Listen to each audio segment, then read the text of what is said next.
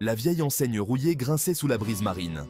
Son message, à peine visible sous des couches de peinture écaillée, laissait présager des ennuis. Danger, plage fermée.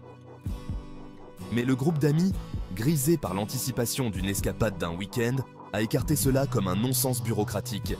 Ils étaient ici pour le soleil, le sable et la liberté, pas pour suivre des règles arbitraires. Cette plage est tout ce dont nous avons rêvé, isolée, immaculée et apparemment intacte. Du sable blanc et fin s'étendait à perte de vue, embrassé par les eaux turquoises d'un océan tranquille. Les palmiers se balançaient en rythme sous le vent léger, projetant de longues ombres paresseuses sur leur campement de fortune. Oui, c'était le paradis. Alors qu'ils déchargèrent leur équipement, déballant des glacières remplies de boissons fraîches et des sacs à dos débordant de snacks, un sentiment de joie insouciante emplissait l'air. Des rires résonnaient sur la plage déserte, se mêlant au fracas rythmé des vagues, une bande sonore à leur aventure.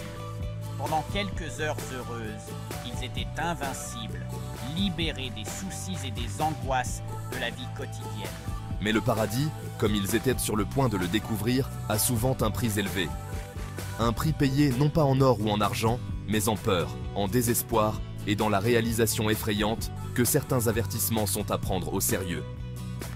Le soleil couchant, un orbe ardent s'enfonçant lentement sous l'horizon, projetait une lueur inquiétante sur la plage désormais silencieuse. Les premiers murmures de malaise, subtils comme la marée changeante, ont commencé à se faire sentir dans leur cœur.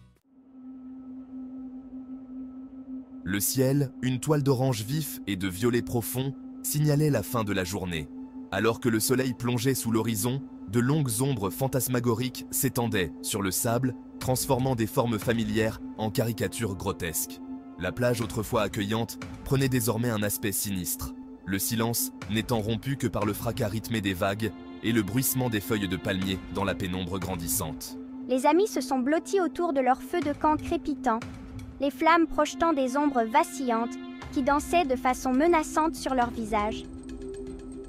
Les rires insouciants d'avant s'étaient éteints, remplacés par un silence tendu ponctué de chuchotements nerveux. L'obscurité semblait les oppresser, amplifiant chaque bruissement, chaque soupir du vent, chaque craquement du feu. Quelqu'un veut une autre bière? Thomas, toujours pragmatique, a tenté de briser la tension.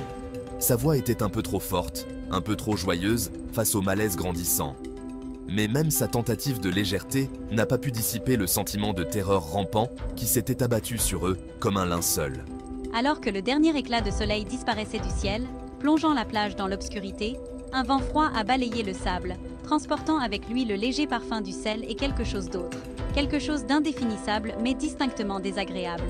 C'était l'odeur de la pourriture, de secrets qu'il valait mieux laisser enfouis, de quelque chose d'ancien et de malveillant rôdant juste hors de portée de la lumière du feu. Et c'est alors, au cœur de cette obscurité envahissante, que le premier signe de terreur véritable s'est révélé.